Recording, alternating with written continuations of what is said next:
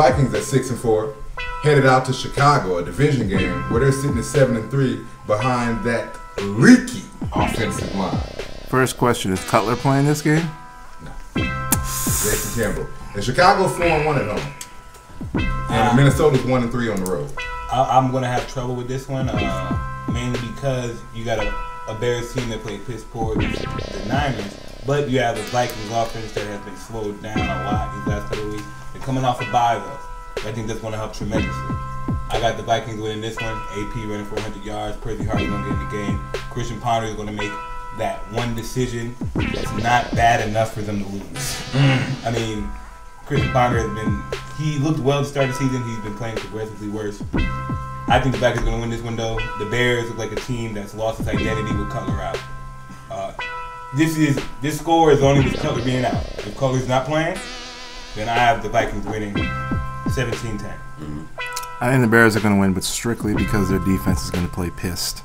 They were you don't want Brian. They were embarrassed on Monday night. I think they're going to come out on fire, strong. I know Minnesota's coming off the bye.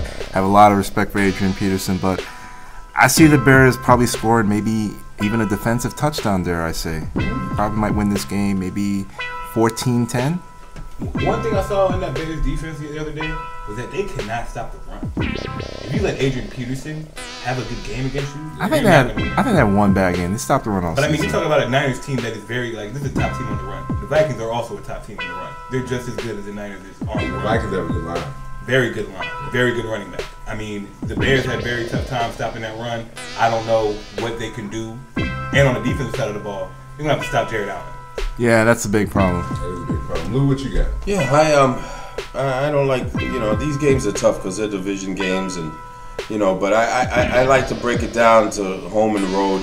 Chicago 4-1 at home, Minnesota 1-3 on the road. Realize that two of those games are against the Titans, and I think the other one was against another side, like the Jaguars. Well, absolutely, I agree. I just don't know what Ponder is going to do against that Bears defense. It's still the Bears defense. I don't see Minnesota getting more than 10 points. I see Chicago squeezing once again it out 13-10. It's gonna be one of those NFC North, Outside in the elements Question, too. gentlemen, is Percy Harvin playing? Percy Harvin, he took off from the bye. I have him on my fantasy team. He took off from the bye. They say that he's probable. That's going to be huge. Game time decision. Mm-hmm. Because outside of Percy Harvin, what do they have? Except the tight end, of course, and Rudolph. Yes, Kyle Rudolph. Kudos to Adrian Peterson for coming off an ACL injury and playing like he He's is. playing lights out. Hey man, MVP. He's an MVP talk in my. I'm going to actually pick Minnesota in this game because, I don't know, I think Chicago's in a bad position. And I don't see them being able to score offensively. Defensively, they'll probably be able to score before they score offensively because that offensive line, unless they get a new offensive line or they make some moves, which they haven't, Jason Campbell's going to take another 5.5 sacks last week. He's going to take another B team. That coach. So I have Minnesota in this game. It's still going to be a low-scoring game. Minnesota 17, Chicago 9. They're going to get a safety. It's going to be ugly. Next up, a game in which I don't think anybody, even in their respective states, will be watching. The Tennessee Titans at 4-6 head out to Jacksonville to get some sunshine and hopefully a pina colada. Do I really got to do it for At 1-9. I mean, the Jaguars are trash. The Titans are trash. You can buy tickets for this game still. I think the Jaguars are going to win. This game blacked out. Yes. I think the Jaguars are going to win because I think the Titans just have like a pile of shit on top of their trash. It's like, and last week I saw a lot of scoring for the Jaguars. Titans still have a lot to prove. I mean, that defense is horrendous. That offense still doesn't look too good. Jake Locker's back though. Yeah, That's going to be big. That's big. But I think Chad Henne showed a great game, and if he can play the same way he did last week, I think the Jaguars are going to win. Jaguars 24-14. All right. Can I just say this about that game last week that you want to reference? It was a mirage game. The Texans showed up. They didn't really care. It's the Jaguars who care. The Jaguars came out firing the ball, took it to them. Still good enough to pull out the win anyway. So we're going to go right back down to earth. The Jaguars are going to lose this game. You think the Titans have gone above earth? I mean, they're pretty damn bad too. They're 4-6 at least. So what? They're 4-6. They're in the AFC South. They play the Jaguars twice. Who are 1-9. They're terrible. They are. And But the Titans aren't that Jaguars are 0-5 at home. At home. Well, they don't have a home field advantage because no one goes to the games. It's a neutral site game for everyone else. Some people fans will go to the game, hoping What? that they'll show up. That'd be a good trade, you know? You say so. What's the name of that receiver on the team? Justin Blackman? Yeah, it's a trade from Tebow for Blackman. They're not giving up Blackman. Not after that 236-yard performance. Does Jacksonville not want to fill up the stadium? They still. I don't. You know what? I don't care. Let's just go back to the prediction. Tennessee probably wins this game 28-0. 28. Damn. I don't think Tennessee's that good. I like Jake Locker. I think as long as Jake Locker is playing for Tennessee, they have a chance. That's the only reason they're 4-6. I got Tennessee. They're 2-3 on the road. Yeah. 24-10, Tennessee. I actually have the exact same score as you do, so it must be right if we both pick 24-10 Tennessee because Jacksonville, look, they are who they are. You know, Penny had a good game last week. He'll get. And the bad thing about it, I don't know who's on. I'm trying to think of who on this Titans defense is imposing their will. And nobody comes to mind. But it's one of those defenses that collectively they play. I mean, okay. is Michael Griffin still on that secondary? I mean, that's the only guy I'm thinking of. Is it McCourty in the secondary? The other McCourty. No, the other McCourty. Jason McCourty. Yes. Titan fans, please call in. Please let us know who's on your defense. Don't you guys have Jovan Hay playing defensive end? I'm not. Yeah. So I definitely got Tennessee winning. Keith Bullock. We got 5 more games left, and I promise y'all we're gonna get out of NFL because we got so much more sports to talk about. But NFL is so relevant right now. It's so big. It's Thanksgiving. All you wanna do is watch football and eat turkey and take a shit. Next up, the 8-2 Baltimore Ravens head out to San Diego, where everybody seems to be comfortable, and the Chargers are sitting at 4-6. I mean, the Chargers starting off so fast and it's so bad. They started fast this year? I mean, I don't know what to say about this Chargers team except good luck. Phillip Rivers gonna throw like 3 picks. Ravens win it big, 28-7. I think this is a great game for San Diego. Lose this game, one step closer to getting rid of North and AJ Smith. I don't like Northwood. I really don't. I think it's going to be a closer game than people give credit for. I think Baltimore is going to win this game 30-27. I think it's going to be a close game. You were giving that San Diego Chargers defense way too much credit. I think you forget Baltimore they're 8-2. Credit to the coaching, credit to some will, but they're not that far away from some of the other bad teams. Their playing team is 4-6. Did you see that Browns game they played? Not that far away from them. Hey, the Browns defense is better than the Chargers. I picked the Browns this week. The Browns defense is better than the Chargers. Them and the Steelers. Who's stopping Ray Rice? Nobody. Who's stopping Torrey Smith? Who's stopping Ryan Who's Matthews? stopping Anquan Boldin? Ryan Matthews stops himself. Right! He twists his ankle before anybody touches He him. fumbles the ball and throws it to the freaking At the end, Vincent, we're done with you. Lou, Alright. what's Okay. let the man make predictions, man. I'm just No, he didn't get the respect for that. I'm just saying it's going to be a closer game than people give credit He for. gave his prediction. What did you say? 20? What did you say? 30-27 30-27. Ravens. Ravens. Okay. Okay. At least you picked the Ravens. I like Baltimore on the road. San Diego, they're dying slowly. They're 21-14 Baltimore.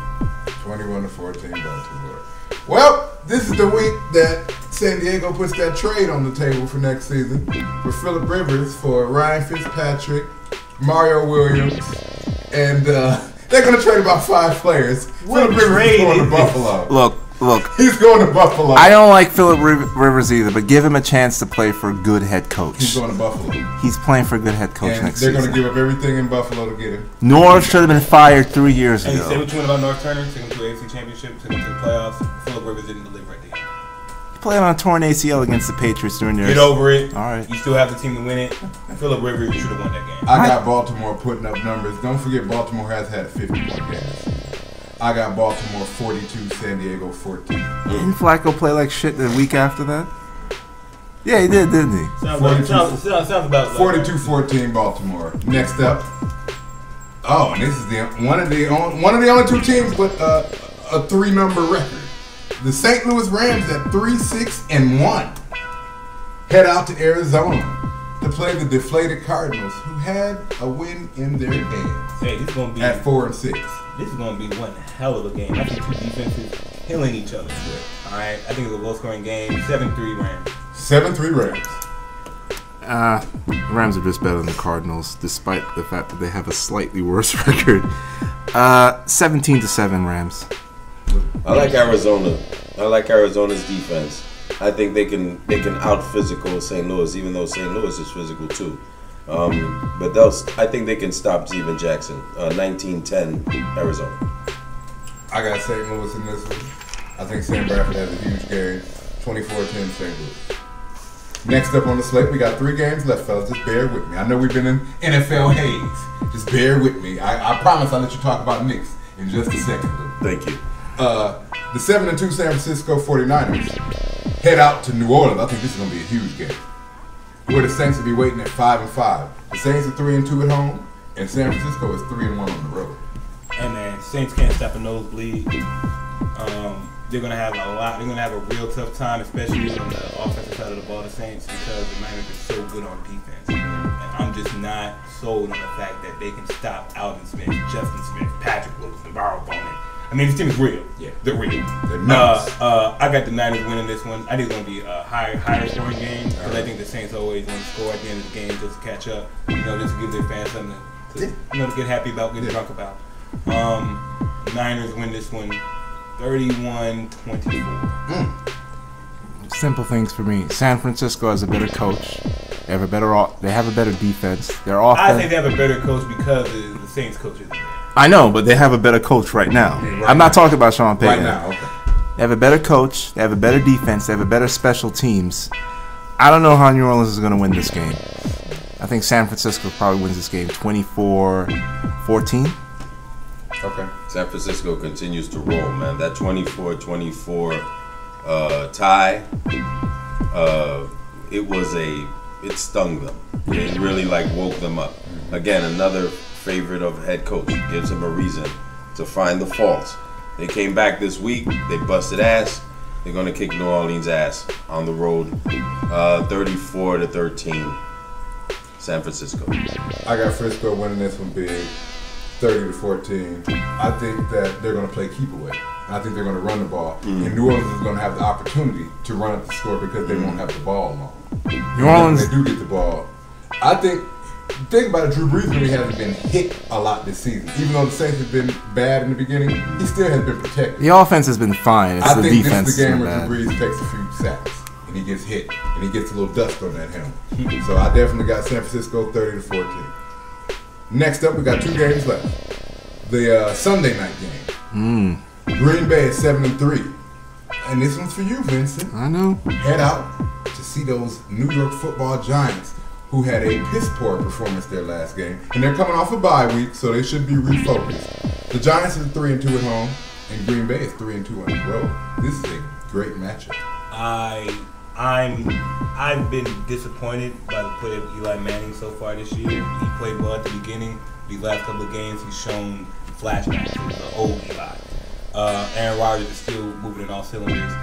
That defense on the Packers took a huge hit with the injury of Clay Matthews. It's not the same defense. It's not. This is a very tough game for me to call because I think Aaron Rodgers is a monster and he can build his team to a win. But I love that Giants defensive line, JPP, Umenyiora, Tuck, all those guys. It's hard, but I'm picking the Packers only because I find that the secondary of the Giants won't be able to match up. I think that Randall Cobb, Jordy Nelson, James they got Jordy Nelson back. James Jones, all those guys, they're going to make one more play than the Giants will. I got the Packers winning 17-14. Okay, Giants fan, what you got? Apparently, my Giants had a players-only weekend after they came back from their break from the bye. What is that, blowing women? They discussed some things. Coughlin came out and admitted. I mean, no one really likes to talk about this, but Sandy did have an effect on the players. Eli Manning, where he was staying, he was seeing water come into the hotel that he was staying at. I mean, it does have an effect. You're going to blame their play on No, I'm not going to blame. I'm just saying it's a factor.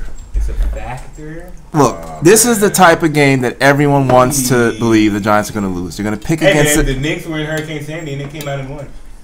It's basketball. These boys are dying to get to basketball. Hurry up with your prediction, Vincent. All right, I'll just get there. I want to talk basketball too.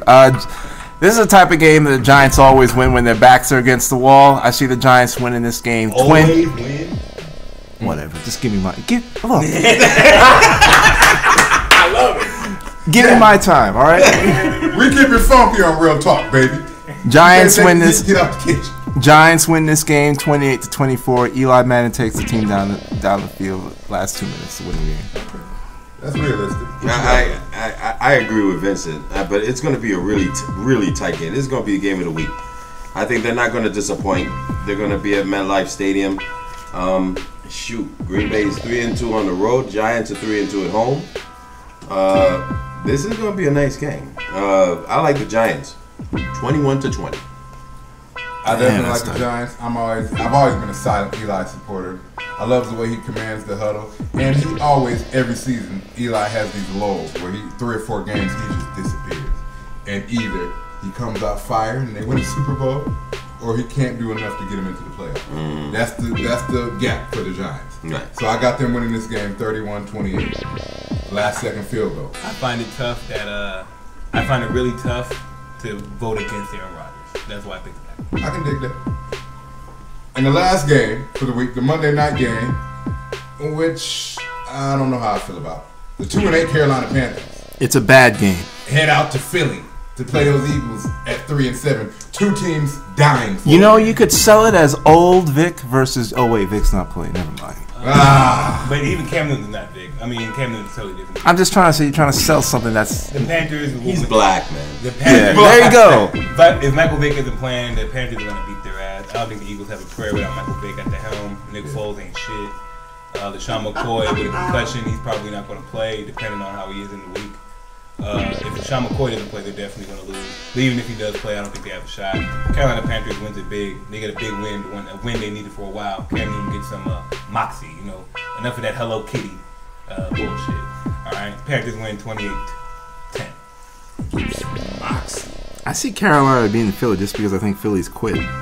I think they had aspirations to win the Super Bowl this year, and I think you could see it in the players' faces. They've all just checked out. Playoffs? Playoffs? You talk about playoffs? But anyway, for football reasons, that line is bad. Carolina's going to take advantage of it. They really don't have a quarterback. Nick Foles is, well, Nick Foles. So I see Carolina. I got to agree with Vinny here. I think Carolina wins this big. Maybe 30 points, 30-12 or something like that. 4 field goals for Philly. Okay, I got Carolina beating Philly on the road. I like Cam better than I like Nick Foles or whoever the hell they got, Ron Jaworski at the quarterback. I got Carolina winning 17-14. I got Carolina winning this one. Cam Newton has a great game. He finally gets some confidence. He's in the press conference cheesing and feeling good.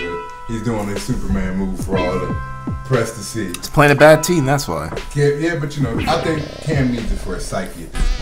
And I agree that Philly's dead in the water. I don't even think the players believe in that team at this point. I got Carolina winning this one 21-3. I don't even think Philly gets off the ground. And that's our games. For the NFL, we're going to do a quick synopsis of our teams, which I know you Jets fans are excited about, and then we're going to move on to NBA. So without further ado, Vinny and Lou, I would like you guys to tell me what's going on with the Jets, man. Y'all got 50 players. You got 3 roster spots open. I know you're going to fill them up before you guys play the Patriots. It don't matter who the hell we pick up, because they probably ain't shit. This Jets team is in a rut.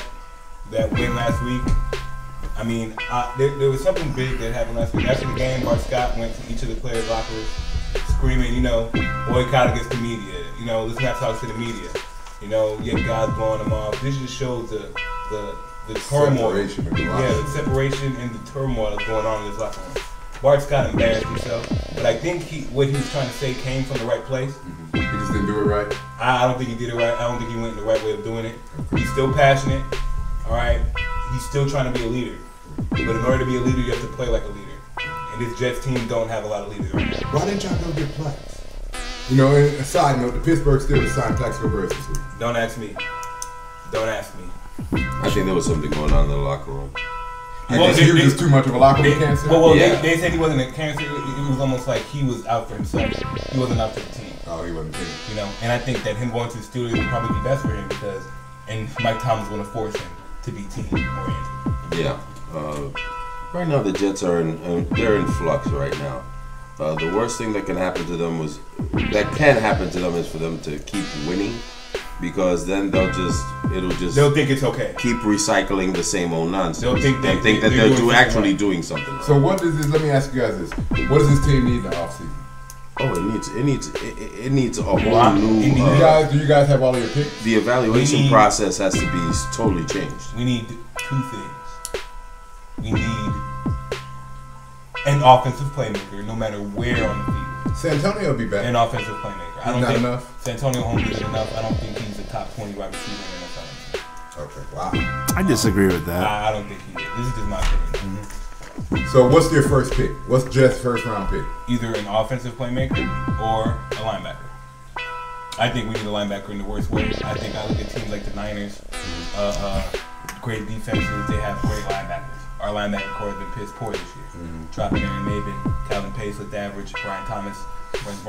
David Harris has had an extremely disappointing season. Yeah, because Rex is not going anywhere. I like Rex as a coach. I don't think Rex Ryan should go anywhere. I think Mike Tannenbaum is set for him to go, but that win last week is a good step in the right direction. But I don't think that us continually winning is going to be best for us for the long term. Next question: you guys comfortable going forward with Sanchez? No, they have to draft a quarterback.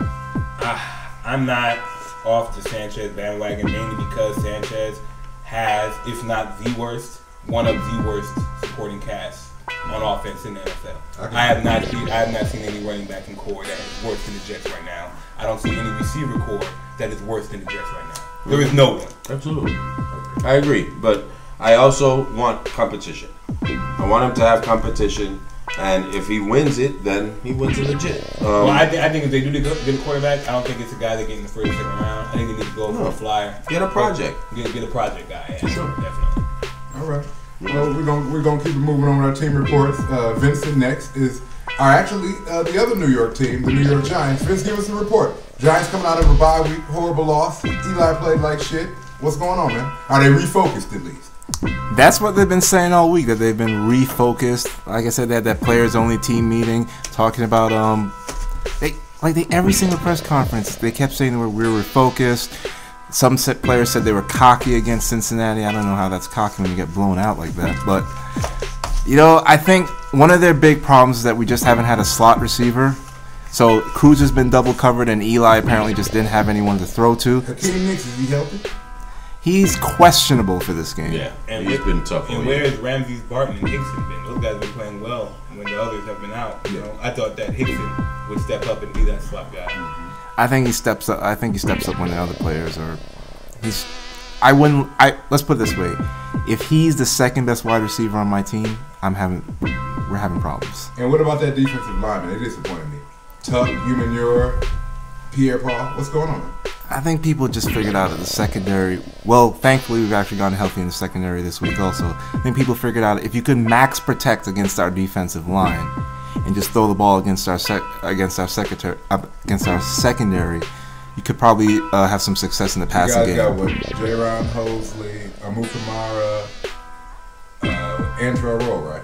Rolls back this, and I think who we got. I'm bad with names. One of our starters is coming back this week, so our secondary should be better this week, especially against Aaron Rodgers. Yeah, like I said, I think it's the type of game that people think the Giants are going to lose, and they end up winning anyway. So, I'm fairly confident we might win this game. No, I don't bet. You don't bet your team. Hey man, I did. You don't bet your team. I lost $50. You don't bet your 2 weeks team. ago. I got one other question about the Giants. The Giants offense, I've seen them over the years. They've always had a solid tight end for Manning to be able to throw down to. They don't have that guy this year. No, Martellus Bennett. He's shown flashes. He's shown flashes, but he isn't like I remember Jake Ballard the year before. He was Kevin Boss, Shockey. These guys came in, they were tough. He was cut by the Cowboys for a reason. I mean, he has shown flashes, but he's more there for pass protection and run blocking, which he's actually good at. But in terms of actually going out there and catching the ball, drops, and Eli just can't trust him. I think that kind of hurts him this year. having that blanket. I miss Boss though. They- That's a bad contract. Yeah, I like That was a Boss. bad contract Oakland gave him, but I miss him. And with my two teams, I'm not going to spend a lot of time. My Falcons, I need them to play to the level because, as usual, people are starting to lose faith in the Falcons. They're starting It's about January, right? It's about that time. they're starting to go back into the typical, the Falcons are who we think they're not as good, blah, blah, blah. Right. And I can't discredit that. Can I say Because something? The last 2 weeks, we What? have not played particularly well. One thing about the Falcons though, they are the number 1 seed. You guys are going to be the number 1 seed in the playoffs at least. This isn't the first time. Yeah, that's the thing. That's the thing. It's not the first time for the Falcons, so it's like, show me. You know what I mean?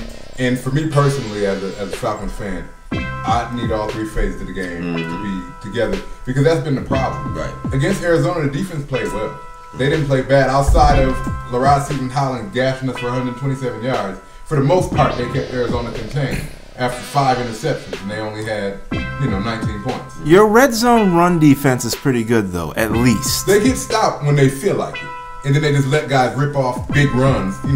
It's like they get lulled. I'm just saying, if we're bad at stopping the run, if my team is bad at stopping the run, I at least want you to be good when they get in the red zone and stopping them there. Yeah. I'd rather you give up a field goal than a touchdown. And then I think Nolan has been playing with some things. Because even when we lost to the Saints, he was in the zone that I hate so much and that killed us last season. Prior to that game, we had been blitzing. We had been killing teams. Right. I don't think that against that Saints team that would have been the smartest move. Because I think they would have gashed out 50 more. But we didn't get any pressure. We didn't get any pressure. Drew Brees had time to write a book. Drew Brees, Peyton. And that's one thing in NFL. You don't let great quarterbacks play in the zone. You don't let them. All great quarterbacks will rip the zone apart. Now, I have one thing about the Falcons that I'm really afraid of. Okay. I feel that if the Falcons continue to win and continue to keep this winning streak going and end up like 15-1, 14-2, they're going to take off some games at the end of the season and taking off. I've seen what it's done to the good team. I've seen what it's done to the Packers. Seen what it's done to the Saints last year. You take those games off, you come into the playoffs, and you're off your game, and that's how you lose. But see, my only thing is that the Falcons already done it. Well, I think that actually maybe these last couple of games, losing to the Saints and then looking bad against the Cardinals, and even this game against the Buccaneers, if they lose, I think that this might be the best thing for them. You think so? Because it will give them something that they still have something to prove. It'll not make them, like you said, the Giants are getting cocky. They won't get complacent. They won't get complacent. I agree to a degree, but I feel like the Falcons, this has been there, done that. We had the first seed in the playoffs when we went 13-3, and we got embarrassed. So I feel like Got the dig. you can't forget stuff like that. Won a lot of money that day too. You know what I mean? Seriously, you can't forget stuff like that. So for me, this is a big maturing season for the Falcons. We've lost in every bad way possible. We lost to 2 Super Bowl champions in ugly fashion to the point to where it looked like we shouldn't even been on the field At all. So I'm expecting that to pay dividends this year because all the pressure is on Mike Smith and Matt Ryan. Yeah. Period. Yeah. All the pressure is on them. You got to coach up, Mike. So Smith. You got to. I'm expecting big things out of them. And my other team, the Detroit Lions, we are battered in the secondary. The defensive line has played okay, but the problem is 3 out of the 4 players play good every week. There's always that one defensive lineman.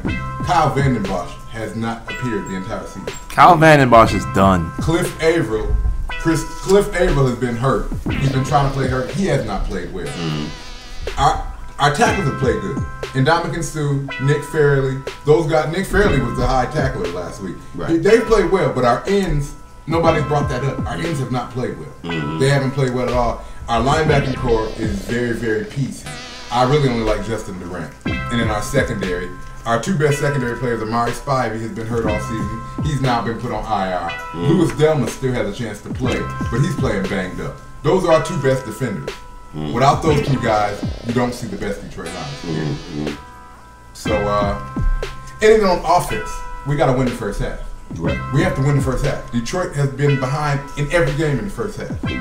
Every game. We have to win the first half. I don't get it. And I feel like a big problem with Detroit is they're trying to force the run too much. They're trying to force the run and they're not getting the holes. It's not happening. You know what I mean? I like Michael LaShaw, what we've seen from him, but it's a work in progress. Right.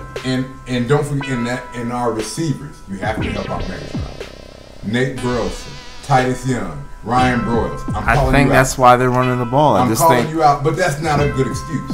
Ryan Broyles was a 2nd round pick.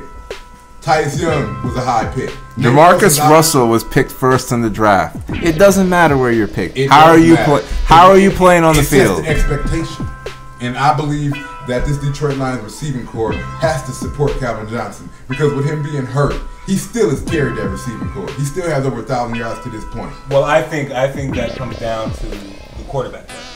I think that Matt Stafford. But those guys have dropped a lot of balls. They have. They dropped a lot of balls. But Matt Stafford hasn't given them a lot of chances to make big plays.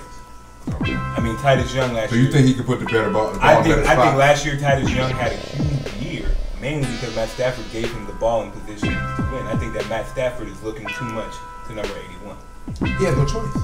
Well, I'm saying he has no choice, but great quarterbacks make their teams better. But and if he can't catch the ball. But if he really wants to be an elite quarterback, he has to give them the ball in areas where they can excel. I understand that, but the only reason why I partially disagree with you, Calvin Johnson does not speak out against his team. He called out the receiving core last week. He said, with the way I'm being double and triple teamed, we should have another 1,000-yard receiver. He didn't say any names, but he said we should have a receiver that's benefiting because he's been getting double and triple coverage the entire season. I mean, it's a job. Yeah. I mean, I'll double triple team. But that's what I'm saying. So that should leave. You still have a receiver and a tight end. True. And neither one is producing. And that tight end is also not. Yeah, Tony Scheffler. Tony Scheffler. I mean, Ooh, I remember. Pettigrew was. He hasn't even. Has he played? Pettigrew has definitely been underachieving. This team has a lot of weapons. I don't think that Schwartz, as a coach, is putting everybody. I don't like what Schwartz is doing. I don't like how he's handling this offense. Schwartz actually doesn't touch the offense. He's only concerned about who is the guy doing the offense? Who's your offensive coordinator? Linehan. Really? Goddamn time. Really? I'm sorry. That could be a problem. There's your answer. Oh. So Scott Linehan. Wow, I didn't. We're working in Detroit. It's a work in progress. And I mean, even last season they went 10-6. We know this is a team that needs a few years to develop because they're extremely young. Did you know it was Scott Linehan? I didn't know who the hell. I'm sorry, guys. But, yeah, that's who it is. So we're gonna move out of the NFL. That's our slate for the week. We had 100 minutes. Woo! But it's cool. I guarantee you we'll finish the show under 2 hours. Hey, listen, man. We all we're gonna do is touch up on the NBA. You know, we gotta show some love. We're gonna touch up on last night's games, and we're gonna allow these two to relish in the success of the Knicks because I do believe in giving credit where credit is due. Hallelujah. And the Knicks are number 1 in the East right now. So for the NBA, yesterday's slate of games. Not a whole bunch of games. No, not a whole bunch of games. There's actually only 3 games yesterday. The Philadelphia 76ers beat the Toronto Raptors, which wasn't a surprise, 106-98. One thing I want to say about that game, Toronto Raptors, great offensive team. They are absolutely horrific on the defensive end of the ball. This Toronto team can actually make some waves if they learn to play defense. Yeah, they actually have a decent roster. For Toronto, Jose Calderon had 13 points, 5 rebounds, and 12 assists. Wow. I mean, Calderon is an assist guy. He's been doing it this whole year so far. Kyle Lowry came back this game. Kyle Lowry, one of the best point guards in the NBA. And for Philly, Drew Holiday had 19 points, 8 rebounds, and also 12 assists. Drew Holiday, somebody else who's going to be making waves. He's looking like an elite guard.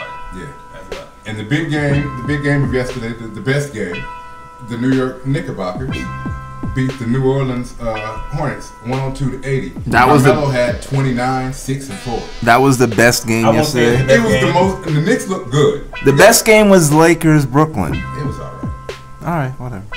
One thing I like to say about this Knicks team is looking like a team that people love to say they were old. People love to say that, Melo doesn't have it. Melo can't play defense. I never say that. They're doing it all. Melo can play defense. They're He doing just it all. usually doesn't. They're But doing speaking of your Knicks team, I want to ask this question. When Amari comes back, Big question. because I'm sorry, he doesn't fit in right now, unless he's coming off the bench. I mean, you say he doesn't fit in. I say with Ronnie Brewer playing the small forward position, so I think you have to put in Amari Stoudemire at small forward. No, at power forward. Melo's small forward. But that in itself So you make our front reinsert, court. you reinsert Amari into the starting lineup. You have to, yeah. You move Melo to the 3. Yes. You have You leave Jason Kidd and Raymond Felton in the starting 1 and 2 box. Yeah. You guys have so much success though right now with your lineup. My whole thing is that we don't have an athletic, efficient rebounder next to Tyson Chandler. Yeah, we need rebounding. And when is Camby playing? Camby's already back. He's already back, but He's like I said, he's trying to get his legs in there. Okay. He's had Rasheed Wallace step in. Rasheed has been Now, playing if you serviceable. tell me that Rasheed Wallace is better than Amari. I didn't say that. But I'm saying if Amari can just do what Rasheed Wallace has been doing, I mean, I don't think Amari's going to come in and put up great numbers. I think I'm looking at 15, 14, and 8. 15 and 8. So when is Amari supposed to be coming back? Amari's supposed to be coming back December. Okay. Around December. You know, there have been no setbacks with the injuries. I think it's about another 4 weeks. Though. Sure he didn't take a bowling trip? That's tough. I love it. But one thing I want to say about this Knicks team, man, this Knicks team is doing it big, and we still have players coming back. Amon Shumpert, another guy. Yeah. That's great 2 guard. That's all right. Big. J.R. Smith has been playing like unconscious. Yeah.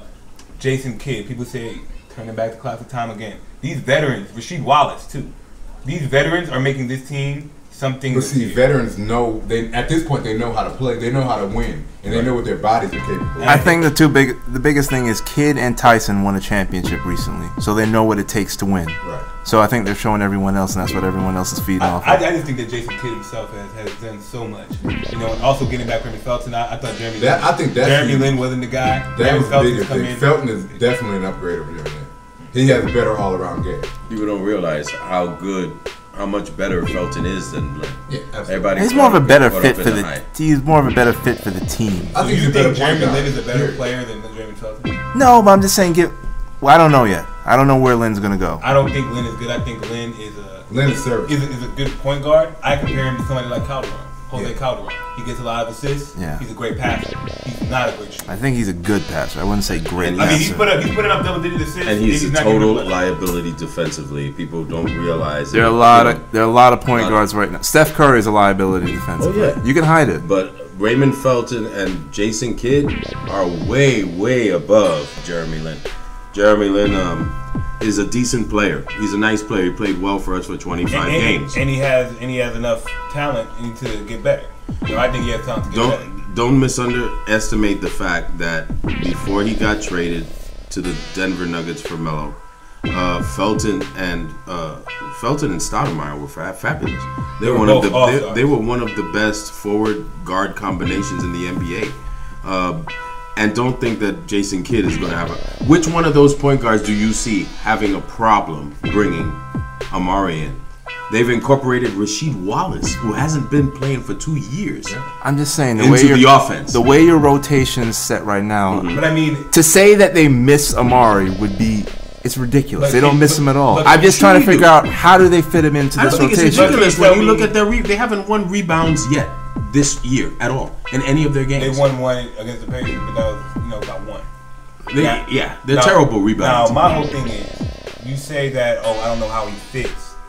I like Corey Brewer a lot. I like him where he knows his role. He knows his role. Brewer, so you like Ronnie Brewer? No. I don't like him more than Amari. So I'm asking. This is what I'm asking basically because I see a lot of people. This is a question a lot of people have about the Amari Stoudemire situation. Amari Stoudemire was in a role last year where he wasn't a star anymore, and he had to get used to that. He was in a role where Jeremy Lin was running the offense, and he never really had a chance to play along with him. You had a lot of things going wrong. You had point guards last year. Let me tell you the point guards we had last year and the point guards this year. We had Jeremy Lin, Baron Davis, a shooting guard, and Mike Bibby. Oof. Now we have Raymond Felton, Jason Kidd, and Pablo Prigioni, who is a very good passing guard. Even if Amari comes back and doesn't play great, we still have pieces where he can produce with whoever's on the court. If Prigioni's on the court, Amari can get the ball. He has somebody who can get him the ball. My issue is not whether Amari plays great or not. My issue is whether Amari is in the starting lineup. I think he could. If he is or isn't, I don't think it matters. I think he will play crunch time minutes for the team, but him coming off the bench and leading your second unit, I don't know who stops the Knicks except for the Heat. My whole thing is J.R. Smith already has that role. He's the guy. He's the guy on the second unit. So do you take away J.R. Smith's time and to give it to Amari? I don't think so. I don't think you're taking away Smith's time. You just pair Smith and Amari. But I don't think those two work well together. I think J.R. Smith is the guy who needs the ball to produce. And plus, you're talking about Ronnie Brewer. Ronnie Brewer is going back Amari's to the bench. more of a catcher. Ronnie Brewer is not a catch one move shoot guy. Catch one move shoot, but you need a point guard to do that. J.R. Smith is handling the ball. Once Shumpert comes, Brewer is going to move back into the rotation. So he's not even going to be a factor. He's only a factor now because of all attrition. I know is Knicks are real. Fuck the world. All right, and the whole point is I find it laughable that people have you know, oh well, is he gonna fit? Is he gonna fit? Hey, listen, yeah, everybody has a problem with players who do well and they do great, and there's always seems to be a problem. I think that people are looking too much at the deficiencies, and you need to just relish in the fact that the Knicks are once again a basketball mecca. Absolutely. Well, they don't really, you know, again, the point guards is what the difference is. That's the difference. People are like, oh, well, what's going to be different between this year and last year? You have Jason Kidd versus Jeremy Lin.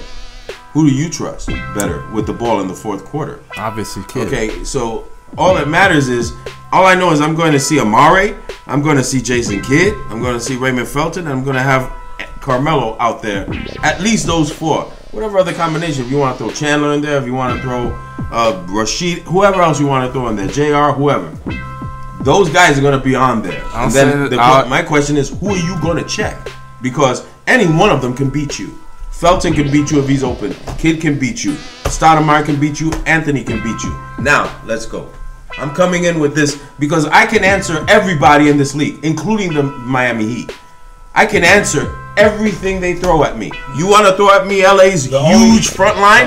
I've got Camby. I've got Wallace. I've got Chandler. I've got Stoudemire. Let's play big. The only team I have a tough time dealing with from an offensive standpoint, because I think that offensively they're terrific. Mm-hmm. I think it's probably going to be the LA Clippers. Yeah. I think we can match up well against them, no doubt. That'll be a good matchup. But very good. I think that the Clippers have a ton of weapons at their disposal. Yeah, that's a great matchup. Don't disregard Memphis. I think Memphis. I think Memphis is legit. I think Memphis is playing above their heads right now. They've had a lot of home games. They play great at home. I want to see them do it on a tough road schedule. Knicks have already played 30% of their road games. 2 years ago, they took OKC to 7 games, and they should have won that game too. Okay. Well, the last game from yesterday was another good game. The Brooklyn Nets, who've been playing well, they're right behind the Knicks in the standings. The Brooklyn Nets lost to the LA Lakers, the new look LA Lakers with Mike D'Antoni and his offense, 95-90. Darren Williams had 22 points, 4 rebounds, 10 assists. And for LA, Dwight Howard had 23, 15, and 3. I mean, for all the people who hyped up Brooklyn, I think they're going to be a good team, no doubt. They're 6-3 right now. You know, they have good teams, they have good players. I just don't see them being an elite team yet. Nah, 5 seed maybe. 4 or 5 seed. I think they're better than a lot of the other teams in the East, like the Sixers and then the Celtics. I think they're better than the Celtics. But they're not better than the Celtics. I don't know. The Celtics have looked. If Rondo's not playing, the Celtics are bad. If Rondo or Garnett's not playing, the Celtics look bad. They're very bad. But shout out to the Lakers. I mean, I'm really interested to see what D'Antoni does to make this team better, because he can't do what he did before. He doesn't have national. I was about to say, I still don't think they're a championship team. I know they're better than the Thunder. They've been all saying the right things. But honestly, if they get into a track meet with the Thunder will run them out the gym. Hey, yeah, but if they slow it down and they don't cause as many turnovers, and if Steve Nash comes back, that's when you start talking about less turnovers. The problem with the Lakers these first couple of games is they haven't had the point guard play. Turnovers have been abundant. And then on the defensive side of the ball, they can't get back. They played good defense last night, apparently. Well, you have a team in the Nets that have a big man, not extremely fast. No. They're not a great. Humphries is their best defender. Not a great transition team. Now with the Thunder, my whole thing is who stops Dwight Howard? Kendrick Perkins, get the fuck out of here. Actually, yeah, Kendrick Perkins has stopped. He's going to stop Dwight Kendrick Howard. Perkins has played well against Dwight Howard. He's played well. And what was Dwight Howard's numbers? 20 and 15? That's not playing well against Dwight Howard. That's not. He's checked him. Right? He's checked him in the playoffs. Well, a lot of teams. All right, Jason Collins checked Dwight Howard. It doesn't mean he stopped him, and the Hawks won that series. Doesn't mean he played well against him. Right? It just means they fouled him all game. That's not playing well against anybody. Fouling him the whole game. Kendrick Perkins has had a lot of success against Howard. Okay, then who stops Pau Gasol? Who, Ibaka? Okay, you give Ibaka. Okay, that's great. Who stops Kobe? Who's Kobe stopping? That's where we get to the problem, because in the perimeter. Yeah, because in the perimeter, that's where teams think they win games. You don't win games by the perimeter. You win games by going to the hole. The Lakers have got two great defensive stoppers, Dwight Howard and Pau Gasol. Something they did. Before we get to Pau Gasol is getting traded. He's the odd man out on this team. Tell him where he's getting traded, man. Getting traded to Atlanta for Korver and for what's the other guy? What's the guy on your team? Smith. And Josh Smith. And their expiring contract. Wow. I've been reading that all week. I've been reading that all week. If the Hawks make that trade, I'll be extremely upset. That would be a terrible trade for the Hawks, mainly because Powell's on the back end of his career. I've been reading that all week. That everyone keeps saying that trade. For the Hawks at all. I don't think that's damn. So why are the Hawks going to offer this for Gasol, and they never offered this for Dwight Howard. That would make no sense. Okay, because that's who I thought they should have put him on the table and said, "Here's Josh Smith. I think who else do you want on my roster? I want him." I think Dwight Howard said he wasn't going to play for them. He said he wasn't. If that's Pau Gasol, if that's true, doesn't matter that Dwight Howard did not want to come back home to Atlanta, his hometown, to play. It's true. They need to change their entire administration because. Well, like I said, Danny Ferry has taken the right steps. But that doesn't sound like a Danny Ferry move. I think Danny Ferry's trying to get rid of players and bring in talent with less money. I think getting Gasol in, that's adding. He has 2 years left on his contract. So well, next year, they missed out. There's not going to be that kind of player. So next year, he's an expiring contract. Dwight Howard comes around once every 20 years. You have to go after. What's Josh Smith's contract look like? Well, this is his last year. So why would he trade an expiring contract? Is he going to resign? Is he going to resign with Atlanta? Well, that's the thing. Now you trade. If they can't get anybody for him, yes. If Atlanta cannot get anything back for Josh, they're not just gonna let him walk away. Now with Josh, they're gonna give him another Joe Johnson contract. Absolutely not. He's not worthy of a Joe Johnson isn't worthy of a Joe Johnson contract. I mean, the Hawks are in a situation now where they need to bring in talent, bring in young talent. And I think that getting Gasol, he is a veteran. You get a max player in Gasol. 19-9 guy, maybe 20-10 if you're pushing it. How many years does he have left? 2 years. I think 5, 6. You think he has 5 years left? Who has 5 years left? 2 good years, 3 decent years. We're not talking. But it doesn't. Are you talking about him going back and playing in Spain? No, but it doesn't matter. He's an NBA. But it doesn't matter. He's an expiring contract next year. That's an asset. That's something you could use to get picks and better players. But even if that's the case, you trade Pau Gasol to get picks and players. What are you doing for that expiring contract? What are you aiming for? That's the whole thing. Who you got coming out in the draft and in free agency? Coming out in free agency. You finally going to get a point guard? Because Chris Paul has a contract given Chris Paul isn't playing in Atlanta. Well, then, you know what I'm saying? You have to change the culture, man, because every time there's a good damn player, they're not going to play in Atlanta. Yeah. So what the hell are you going to do? You're going to have Zaza Pachulia starting at center. I mean, let's look at the teams if this trade goes down. Look at the teams if this trade goes down. Jeff Teague got point guard. Shooting guard, you got some combination of Deshaun Stevenson and Anthony Morrow and Devin Let's Harris. put it this way. In the East, how many teams could check Paul Gasol? The Knicks can. 1. The Sixers came with Bynum. Okay, I'm not going to count that one. Why not? Is Bynum going to play this year? Yeah, he's coming back in December. He has a setback, but he's coming back this year. You guys. both his knees. He's been practicing. He has been practicing. Hey, Eric Gordon's available, man. Go get him. Go get it. I agree. Go get Eric Gordon over Pau Gasol. I'd rather give him Josh Smith for that. I think Pau Gasol brings the wrong thing. He's going to bring offense, no doubt. But I think that they lose defense. Yeah. He plays better defense than people ever give him credit for.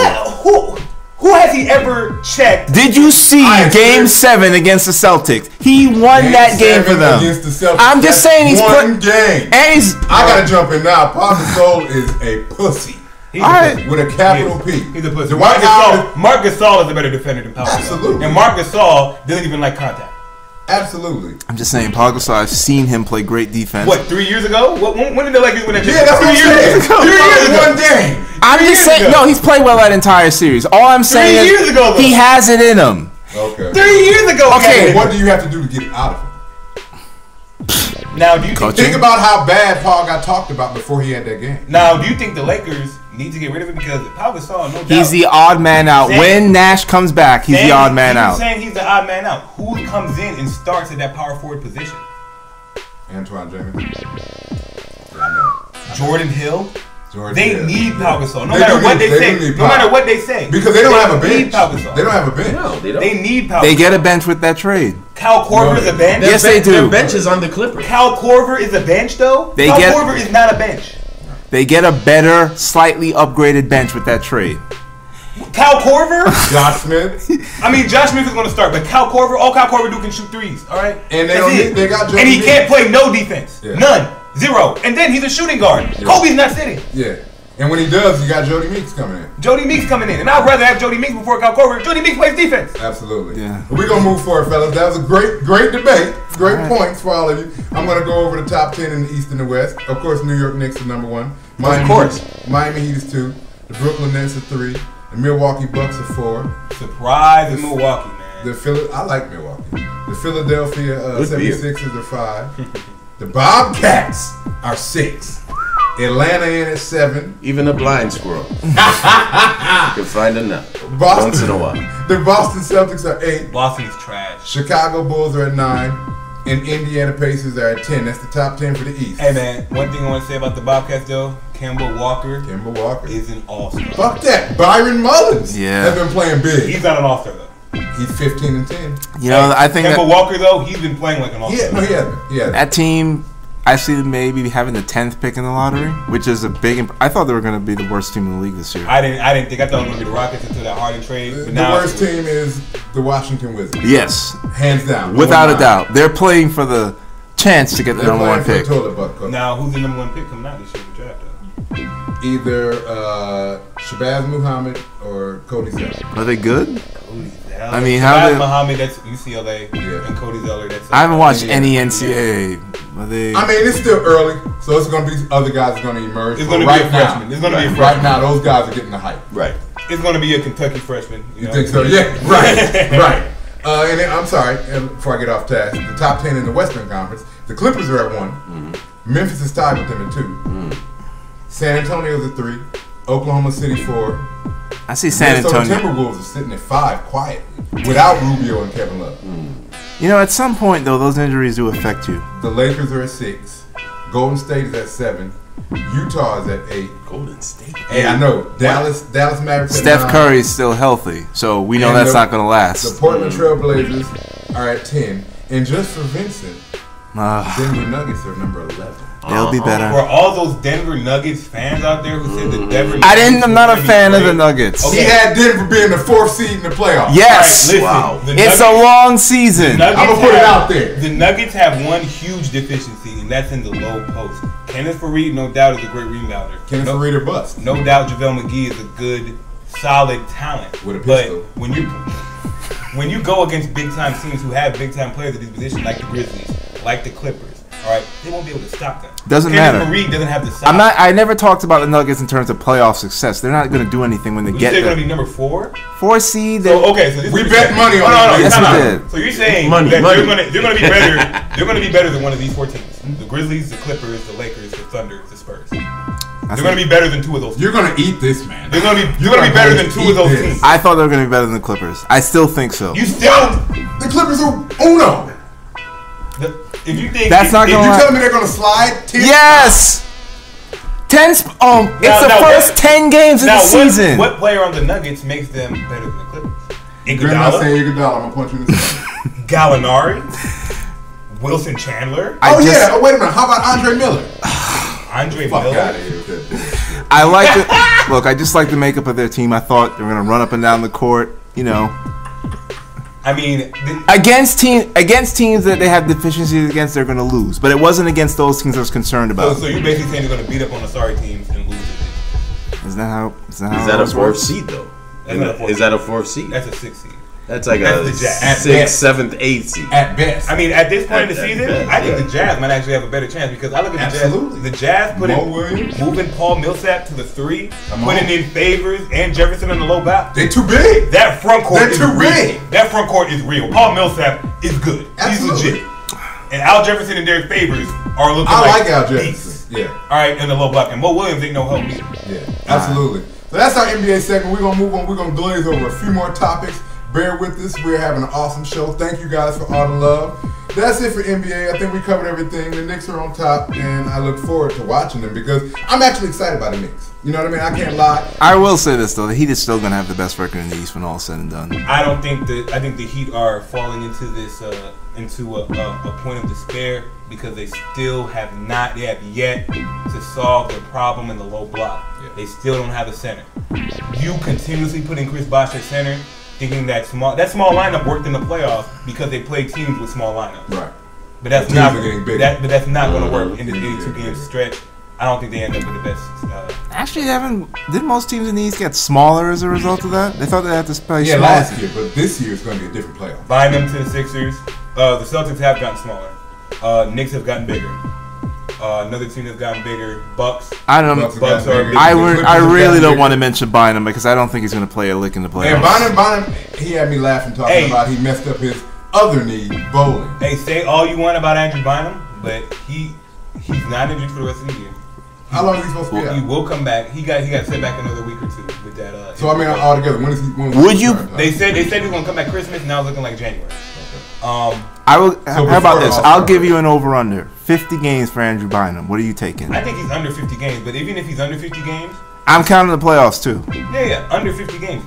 I mean, the Sixers have a good roster. The Sixers have a good team where they'll be able to stay afloat. They'll be able to stay in the middle range. Yeah. And then if they get into the playoffs and have Bynum, that's a huge boost. I think they're staying in the mid, like maybe 6, 7, 8 seed. I don't think 4 or 5. If that's the case, then you're playing a team like Miami, New York, or Miami Brooklyn. will kill him. And they don't want that. See, you say they'll kill him, but then I don't know because I haven't seen Bynum with this team.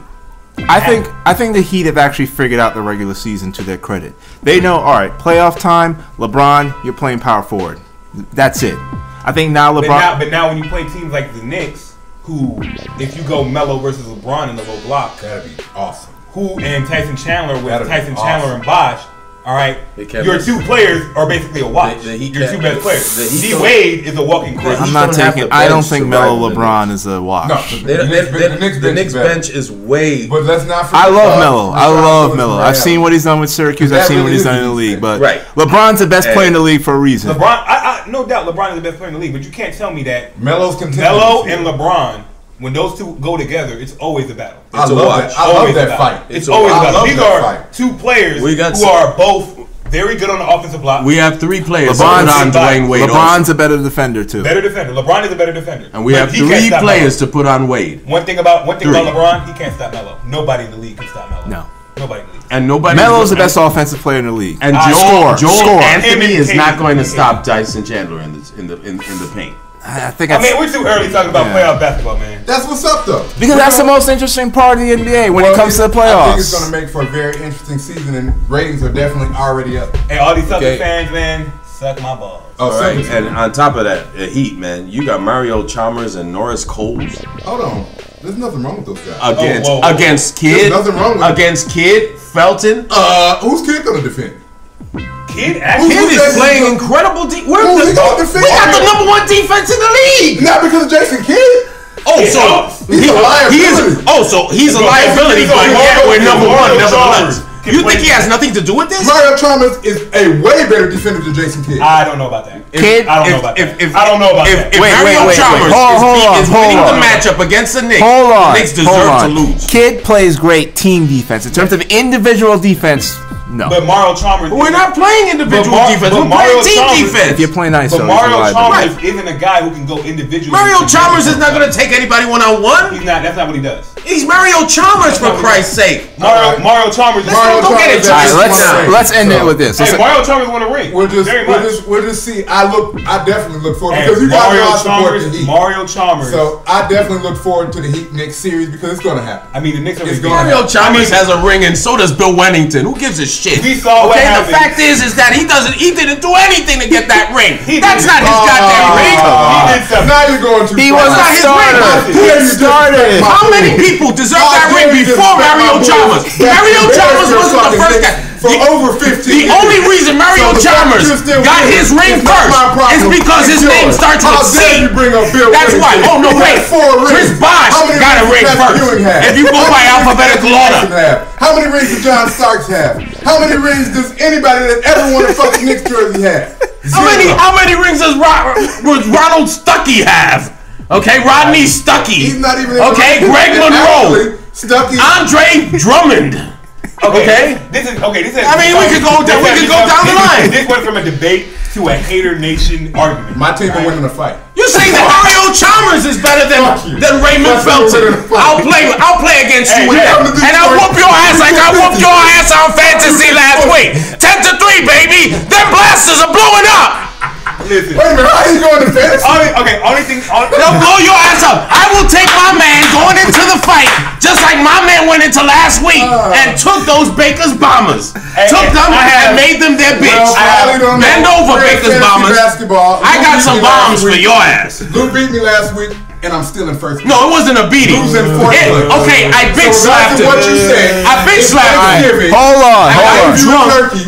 I gave you and then I butt fucked him. And I gave. Oh, you didn't butt fuck me. You're not that good. Your dick doesn't get hard when you stand next to me. If you want to do it, let's do it. I'm still number one, and until somebody takes me out of number one slot, suck my fucking. That's what this week is for, my brother. We out here. I'm winning this week. And where you at this week? I'm winning. I'm winning. And how much? 9-3. 9-3. I'm winning 10-3. Here I come. Okay. Here come the black. My last comment about this whole thing is we won't know anything until the playoffs. well, my last comment is the Knicks already had a chance to play the Heat. They beat them. Yeah. And the Knicks beat them. They beat them. I mean, Knicks played the 76ers twice, back to back. We whooped their ass. well, twice. I'm not counting the 76ers. Okay, I don't want to hear the 76ers 76ers. don't have Bynum because they don't have Bynum, so They won't have Bynum in the playoffs. That's your problem, either. Philly. That's your problem. But- okay, you invested on a brittle ass big man. That's your problem. You done, Vinny? Well, we're going to move on. Hold on. NBA. That wasn't a bad trade, though. They had to make that trade. They had to make that trade. They had a choice. I mean, no. I think getting Bynum makes him better considerably than having. If he can get healthy. When But he I mean, plays. When he plays. But when he plays, He's the best big man in the East. When he plays, yeah. Who's better than him? Bosh or Bynum? If Bynum's healthy, which is a big if. I mean, that's not a good comparison. That's not a good I think comparison. Melo's a better big man than both of them. I mean, Hibbert, okay. Hibbert's probably the. ass. But I'm saying, you see my point. He's ass. He's not ass. But you see my point, right? He is terrible. If you be 7'2", and you get fucking butt fucked by niggas like 6'9" and shit. Shout out to Georgetown University. He did get a max contract. Man, just fuck Roy Hibbert. He is trash. We gotta get out. We gotta get out of this NBA. We done got Lou over here sweating. He turning red. He's a black man, ladies and gentlemen. But we're gonna move on from NBA. That was our segment. As you can see, we are very competitive with the NBA. It's going to be an awesome season. Shout out to the Knicks at the top of the league at 8-1. I look forward to seeing the rest of the season, and I think it's gonna be a great competition this year. I'm gonna glaze over a few more topics so we can get out of here, man, before my computer melts. You know? We're gonna go to a little college, just to glaze over it. You know, not much to talk about. Craziest weekend in college football. College football is nuts. The top 10.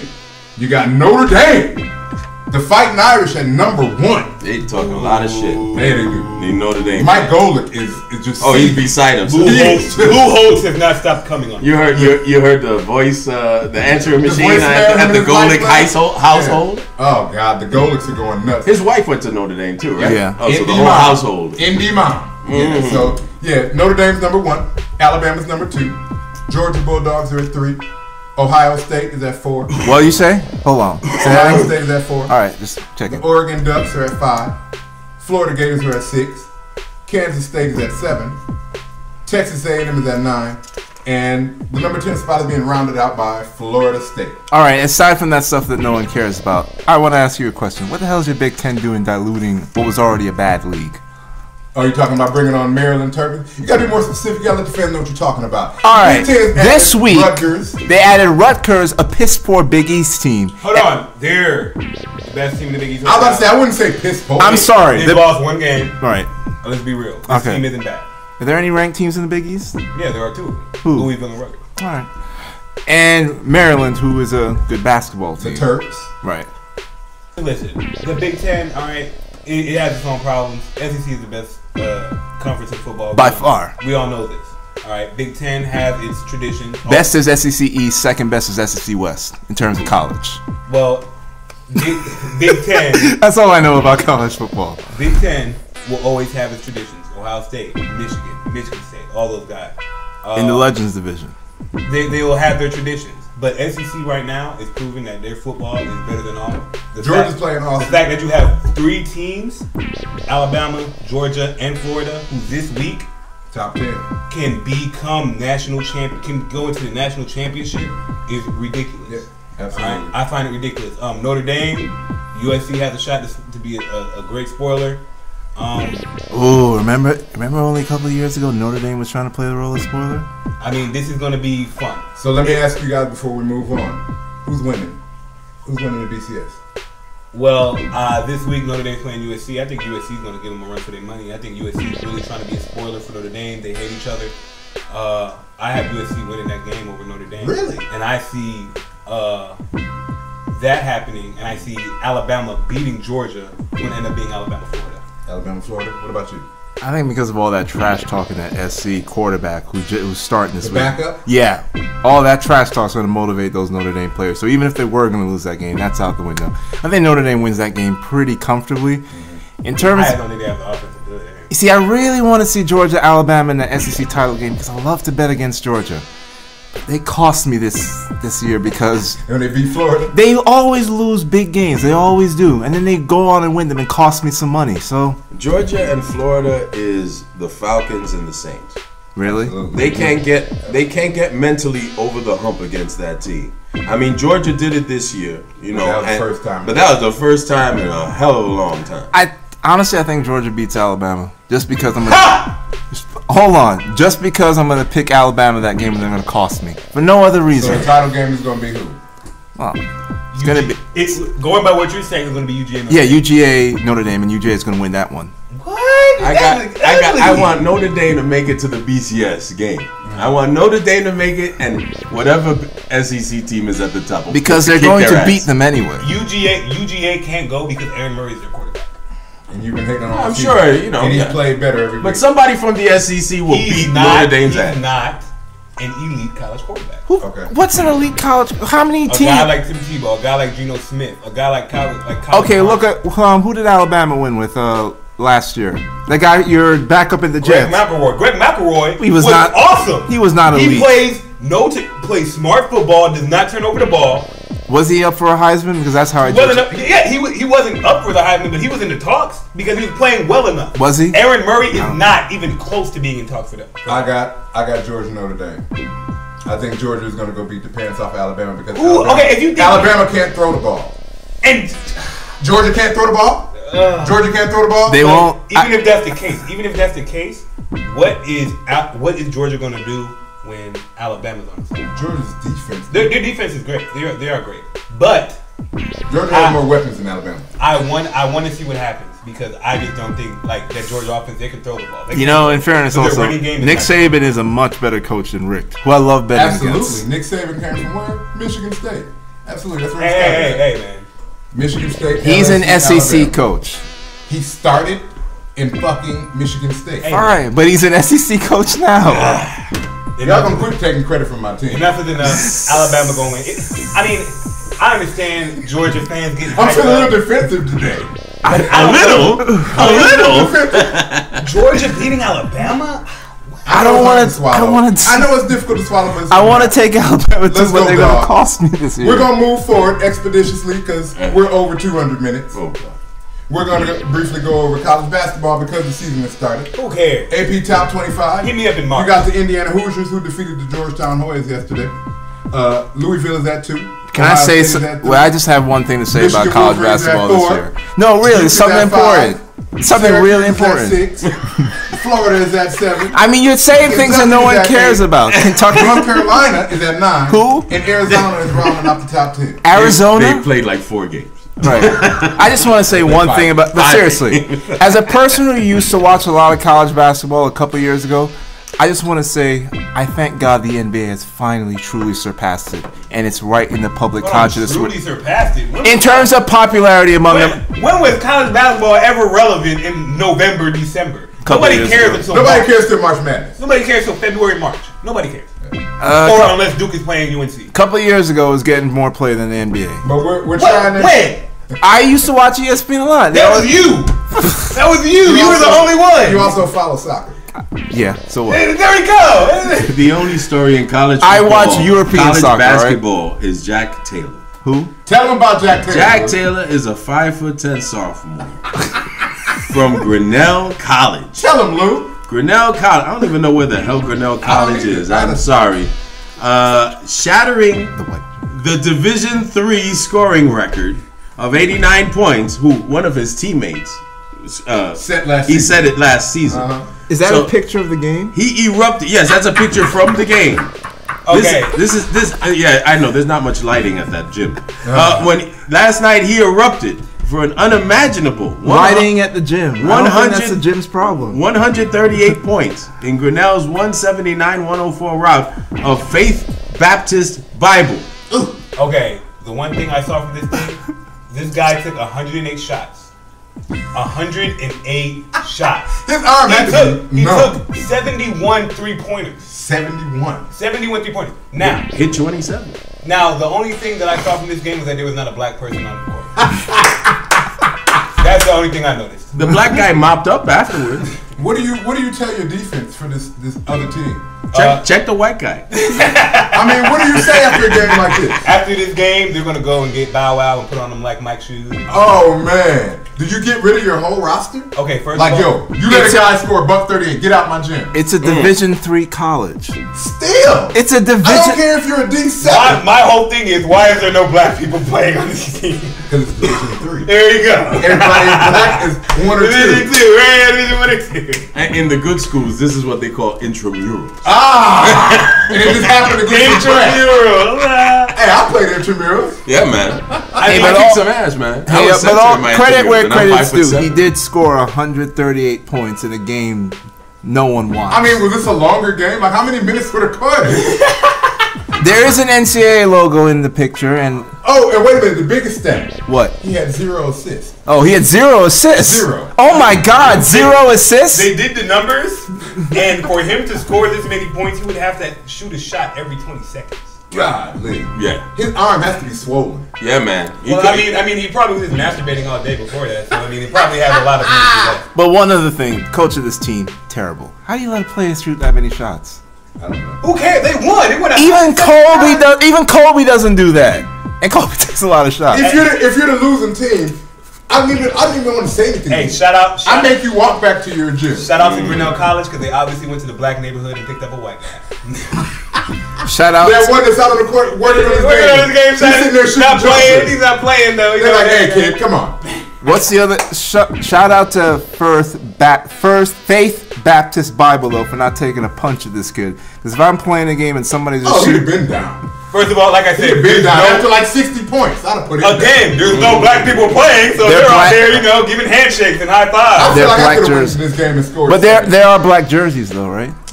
That counts, right? All right, well, ladies and gentlemen, that's our show. It counts. See, Because we're getting extremely off task, if you put the white, it looks. and I gotta finish throwing my turkey. If you do like a big if it's blurry and stuff like that, you could almost think it's.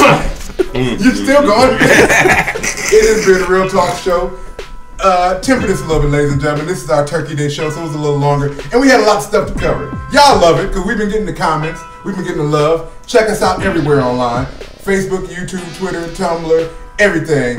Google, Chrome, aren't we on iTunes yet? iTunes. iTunes? I'm still uploading some. I only got 2 shows on there, but it's the process. My computer can only take so much. So we're working, but definitely we got 2 shows on iTunes. Look us up, man. Shout us out. We appreciate it. Shout out to our guest man today, Vincent Peters. He came in and did his thing. He ruffled some feathers, but you know we can take it. My Fernanda, I need a little challenge every now and again. I'm gonna sign off, man. I was about to say truth be told. Real Talk Sports. We in here. My man Scott Baker signing off. Hey man, Vinny, aka pt.2. Follow me on Twitter, co-host of Truth Be Told Pod. We out here, hashtag Truth Be Told Pod. We out here trying to give y'all the real sports talk. Most people out here talking bullshit. I'm sick of Skip Bayless. I'm sick of Stephen A. Smith. Y'all need some new people in y'all lives. I got it right here. A young, fresh perspective. Vinny just turned 21. This is Vincent, aka Black Friday. Was that my nickname? Oh yeah! Black Friday. Yes! I love it! Vincent, aka Black Friday. Mr. Sales himself. Woo! I love it. Are you working Black Friday? Yeah. There you go. Everybody at this table except you is working. Oh, I'm working on Friday. I work at a auto parts store, so ain't no deal. Working and Ain't no deal. Ain't no deal. You still gotta pay full You price gotta pay full for price that for your battery, catalytic converter. Well, I'm Delu, and you know what to do. You know the program. You come back here and you find out all the information. It's so simple. Just come back, and we'll take care of you. I love it. See you then. We out of here, man. You scared me. We gotta lose.